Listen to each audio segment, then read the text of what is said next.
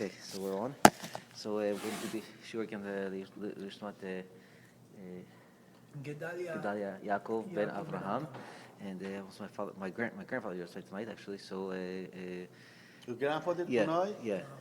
On your mother's side or your father's? My mother's side. So it's Gadi ben Tzadika. Oh, So that's who my brother's named after. Oh, Gadi. Yeah. So okay. What's the topic today? I mean, Numbers. Topic. I would call it Adar. Adar. Aleph Dar. That's the topic tonight. Aleph Dar? Well, Like Adar. like the month Adar. So Adar. we're gonna get into it. Okay. So we have a cheat sheet here. So Jones is ready. I think the last week we ran out before others Right, got later. So yeah, just yeah. make sure to leave some. It's not such a big group today, but just make Get attached. What is the one I did? it's too good. It's too good. It's the one I Or she put a little bit more meat, you know? What? Or she put a There's little not bit. enough meat in there, right? Yeah, she put for all these, like 40 people, So did. okay. So We get a sponsor. That's true. We need a meat. Bezrat Hashem. working on it. Yeah, I'm gonna go. Wait, it's not the meat. Get the meat before it runs out. That's So- what he asked us, He says, We're going to start with a few Boomba concepts, and hopefully, B'ezrat Hashem, B'Seder Shmaya, they'll all come into play. The idea actually is, that we're trying to hopefully, B'ezrat Hashem, tonight to walk out of here with is, what is it? Mishenichnas Adar Marbim B'Simcha. When Adar comes in, the month of Adar, we get very happy, we get excited. What are we excited about? What's so different about Adar that we didn't have in any of the other months? Why doesn't it say Mishneh Nichnas Nisan, Marvim B'Simcha? Mishneh Nichnas say, well, Elul, not so much. Well, but again, what is so special about Adar? So let's start on the roller coaster. So we're going to start from the beginning. When Hashem created the world, I think we start all the shiurim with the title "When Hashem created the world." So when Hashem created the world, right? He did it for a purpose, right? What was the purpose? To be again meitiv, to give good to the person, right? Now the person has to be able to receive it, right?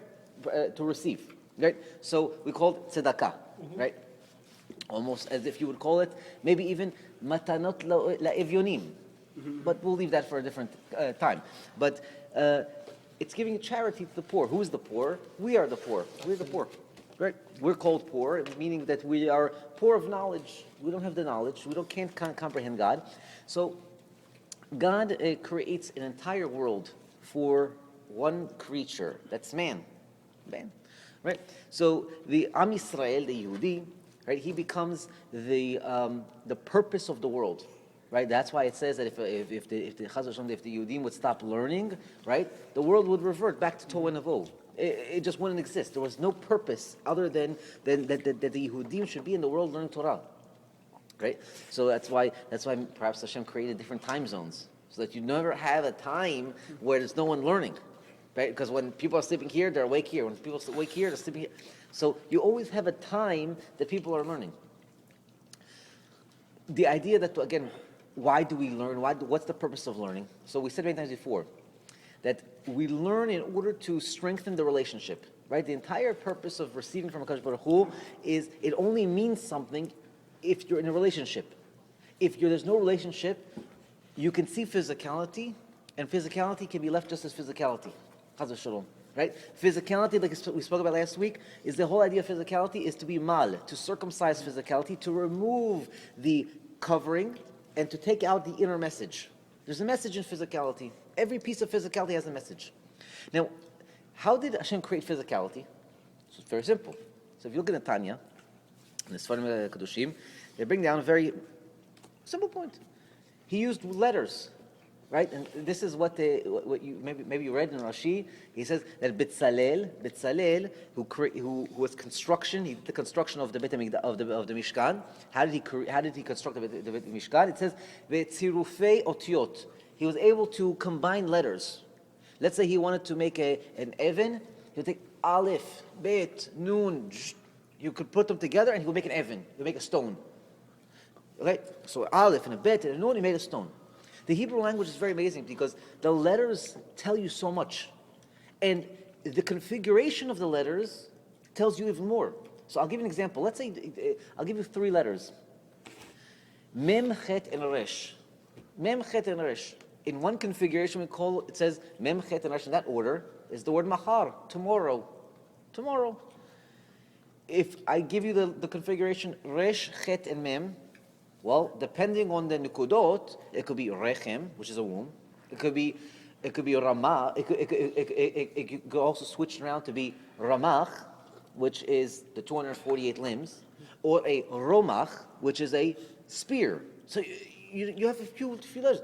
There's also the word Chomer, Chet Mem Resh. Again, depending on how you're going to configure the letters, you're coming out with different meanings here, different concepts. So physicality is created by letters, and this is brought down in the Tanya, in the Igorot Kodesh, I believe it is. I think it's where I saw it. Don't remember, but we'll have to check that position. But he says over there, you know, we say on Rosh Hashanah, Yom Kippur, I think Yom Kippur more, but I think we'll say on Rosh Hashanah, Devarecha nitzav b'shamayim. The Chazan says it 12 times. It's Devarecha nitzav b'shamayim, right? Yep. And he says 12 times, and we're screaming it up. What does that mean? Devarecha, your words, nitzav b'shamayim, are commanded in the heavens. What does that mean? So the Baal Tanya says, your words, meaning the letters that create everything, have to be in place. So how is Shamayim in place? Because there's a Shin, there's a Mem, there's a Yud, and there's a Mem. If you would remove one of those letters, Chas v'Shalom, the physical image would change completely. It would change completely. This is why maybe sometimes you see that if a person is sick, so they change his name. Shoneh Shemo Shoneh Mezalo. What are you talking about? How? Because if you change the physical, the letters, you're changing the physical characteristic. The letters become the DNA of physicality. The letters become DNA of physicality. So why do they add a name and they don't So again, it's a different name. change the name? Well, it's a different name. If you're adding a name, it's a different name, right? If the guy's name is Chaim, but now it's Chaim Beryl, it's a different name. Chaim Beryl. It's not Chaim, it's Chaim Beryl. It's a different name, right? Again, we're going to see tonight how to play with letters. And the way we're going to play with letters is it's not a game. I'm not giving you games. I'm not giving you rules of games. I'm giving you rules that you're going to carry with them into your tefillah, into your machshava, into your dibur, into your ma'aseh, like we always say. Because the letters become the crux of what we're doing. But within the letters is musar. It's messages that you could take with you home, that you could take with you when you're driving down the street. You know, when you're driving down the street, all of a sudden a car cuts you off. All of a sudden the day is not going as you want it to go. So you say, okay, so what should I do? So I'll tell you, I'm going to answer you. It's in the letters. So now let's see how it works. Maybe you heard that there are 50 sha'arei bina. Did you hear such thing? There's 50 levels of bina, of understanding. 50 levels. Maybe you heard that Am Yisrael, when they were in Egypt, right, they fell to the 49th level of Tumah. Had they fallen to the 50th level of Tumah, they wouldn't never have gotten out. Did you hear such things? No? Anyone? No? Okay. So where is that from? What does that mean? That they were on the 49th level of Tumah, and if they would have fallen to the 50th level, they wouldn't have gotten out. So Hashem creates the world, what's called Zeh Lumat Zeh, yin and yang. You always have to have a balance. If there's 50 levels of good, there's going to be 50 levels of bad. If there's 49, it's going to, so whatever you have on good, you're going to have on bad. Again, this is the same concept of free will. You have to have an equal balance. Good cannot be greater than evil, because then there's not free will. It's not balanced. To make a complete free will, you have to have complete balance. That's called a kav hayashar. It's a straight line. It doesn't tilt either way. Okay? So there are 22 letters of the alphabet, right? 22 letters. But there are also 5 extra letters that they're called safei tevot. They're called the end letters. There are 5 of them. I'll tell you what they are. It's a mem, and you have mem sofi, right? You have nun, nun sofi. Tzadi, Tzadi Sofi, Pei, Pei Sofi, and Chaf, Chaf Sofi, right? So you have 5 letters that are called Sofei Tevot because you have a regular one and then you have it looks different, right? It's what goes on the end of the word. So if you have the word Amim, Amim ends with a Mem.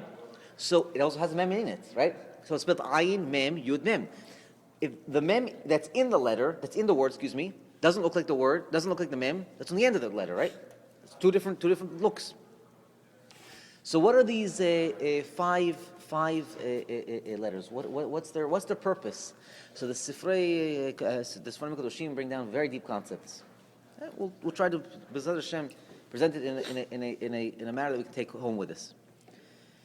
These letters are the shoresh, are the root of all tum'ah, of all impurities, So much so, says the Ben Ish Chai in the Halachot of Nitat Yadayim, that's one of the reasons why you wash your hands. Because the hands are called Sofei HaGuf, the end of the body. It's the end of the body, right? Look at the arm. What's the end of the arm? The fingernails. That's the end. So when you're washing the ends. And by no coincidence, how many fingers do you have? 5 fingers and 5 fingers, right? Keneged the 5 letters of Mansapach. It's called Mansapach. Mem, Nun, Tzadi, Pei, Chaf. Okay, very easy. Mem, Nun, Tzadi, Pei, Chaf. Mansapach. These letters, and just as a tidbit, so much so, even your feet. The Kohanim used to wash their feet, right? Kohanim used to wash their feet. Again, Safei Guf, the end of the Guf. We don't wash feet. So it says that we don't have the power to remove the tumah on the feet, except for one day. Erev Shabbat, when you're taking a shower, it says wash your feet with hot water. Because on Erev Shabbat, you have an ability through Shabbat to remove the tumah of you even on your feet. Okay, whatever that means. But it's good to know. Good to do. It's easy. It's not any extra effort. These letters of Mansapach are the root of anything that's evil in the world. This is where they feed off of. It's these letters: the Mem, the Nun, the Tzadi, the Pei, and the Chaf. Yeah. So much so that the Arizal brought down that Haman and Zeresh, and which is Haman's wife, and all of his gang, each one actually took sustenance. They ate from a different one of these letters. Again, what does that mean? Amalek draws sustenance from these letters. Mitzrayim, Paras, all of the enemies of the Jews. This is where they draw sustenance. So these letters are very important. So now I want you to do our first calculation tonight. We're going to do a lot of calculations tonight. We're going to add these letters up. I want to see what it comes out to. Let's add them up. Let's see what it does. Okay? So Mem is 40, so let's do 40. Nun is 50. Tzadi is 90. Pei is 80. And Chaf is 20. How much are we at? 280. 280. This is the number that the Sfarim Kedoshim call Par Dinin. Par Dinin. There's 280 roots of strict judgment. These are scary things. This is not so simple. These are scary things. What is judgment? So we know that judgment comes in 2 forms. There's judgment which is a trouble. It's trouble. It's not so easy. Chas v'shalom, when Am Yisrael has a deen on their head, a trouble, it's not so simple. Look at Haman. That was a deen. Haman came down with a decree that he was going to kill off all of the Jews. And there was not such a simple thing. That's a deen.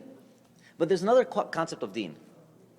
When Hashem created the world, He created what was called tzimtzum. He constricted Himself. He put Himself behind the sheet. He said, if I reveal myself too much to you, no free will. Right? We said last week, if you're